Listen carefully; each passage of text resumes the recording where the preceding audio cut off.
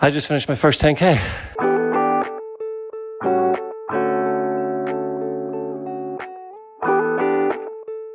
Hi, I'm Ferg, and I'm going to run a marathon. This is my third week of training, and I'm starting to feel it now. I don't know if it's because I've been ramping up the intensity this week, or I'm just exhausted because I've been training so frequently, but I'm starting to feel it. But for this week's vlog, I'm going to try something different. I'm going to go over each individual run, talk about some statistics and how I felt during it. But first, let's recap what I did this week. On Monday and Wednesday, I did 2 easy runs for 6 kilometers. On Friday, I did my first tempo run, and then on Sunday, I did my first long run, which happens to be the day that I'm recording this. To keep track of my runs, I've been using my Garmin Instinct 2 sports watch.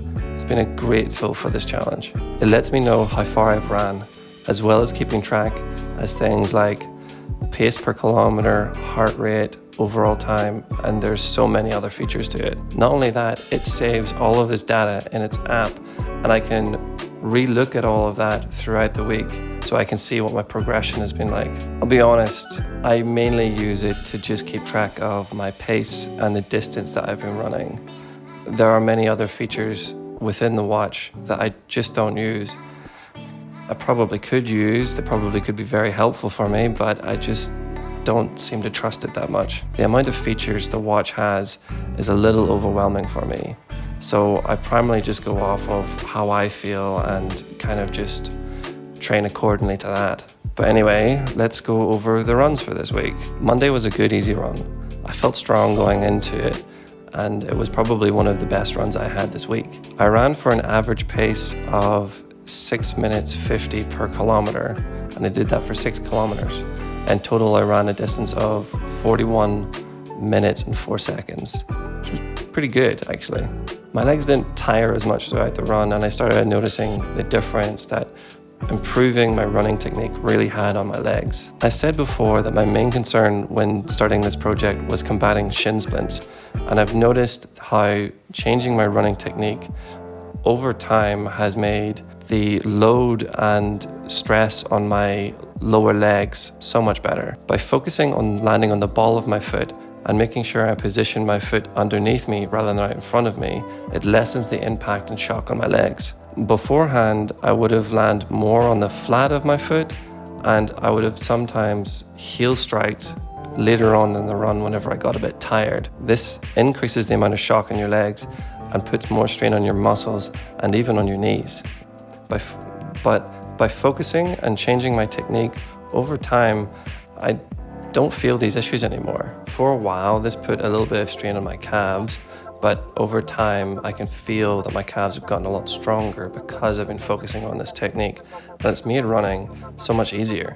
It's been really good to see how just simply focusing and paying more attention to the technique has improved my running, and I feel way better because of it. Wednesday was another easy run for 6 kilometers. I finished it at a pace of 41 minutes and 55 seconds, which is a little bit slower than on Monday. But I don't actually know if I should really be focusing on the amount of time that took me to do the easy runs.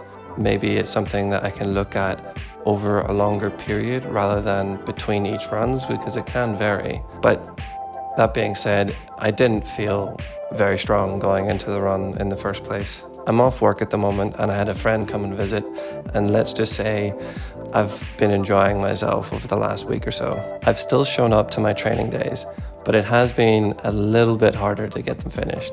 I can definitely see this week how having a bit of alcohol during the week can actually really affect your training.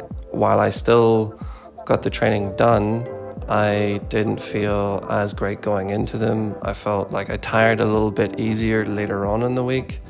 And yeah, I just don't think it's a good idea to be having a few drinks and then the next day going out for a run. So I think that's something that I'm going to need to keep in mind. Rolling into Friday was my first tempo training day, which is running a shorter distance but for a faster time. I ran a total of 4 kilometers, but I broke this up into 3 different sections. The first kilometer was a warm-up kilometer.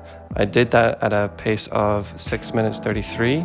Then for the next 2 kilometers, I increased the pace up to 5 minutes 38 per kilometer. And then at the very end, I did 1 cool down kilometer at a pace of 6 minutes 51. It was nice to do something different like tempo training where I got to run a bit faster, but I did feel a lot more tired out than I expected. I foolishly thought, oh yeah, 4 kilometers, I'll get this done in no time. It'll be nice to have a shorter run.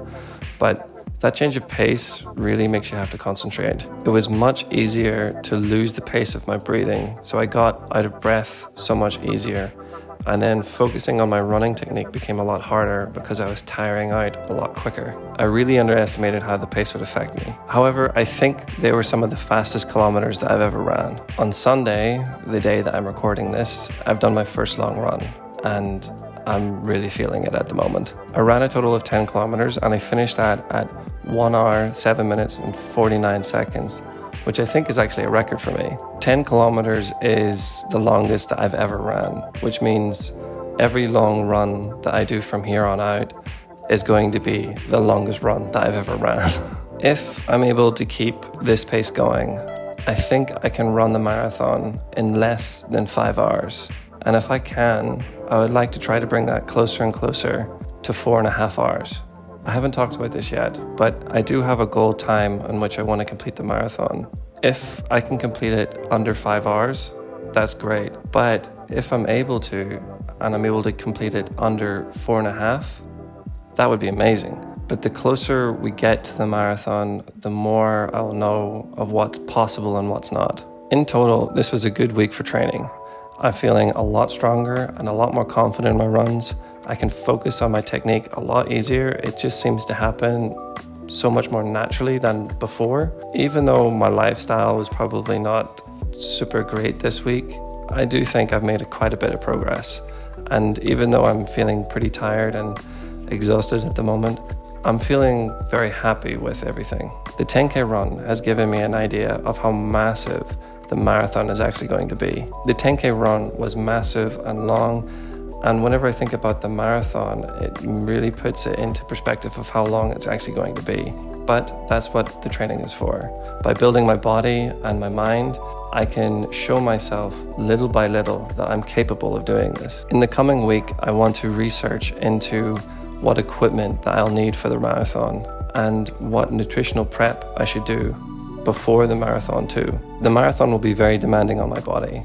I'm going to need to figure out how I can hydrate while on the go and replenish my electrolytes, as well as the nutritional prep I'm going to need to do beforehand. However, that's it for this video. I'm going to show more about the stats for each run that I do each week, but I'm not going to have it as the main focus of my videos. But for now, thank you very much for watching. If you have any advice, let me know in the comment section below, and I'll see you in the next one.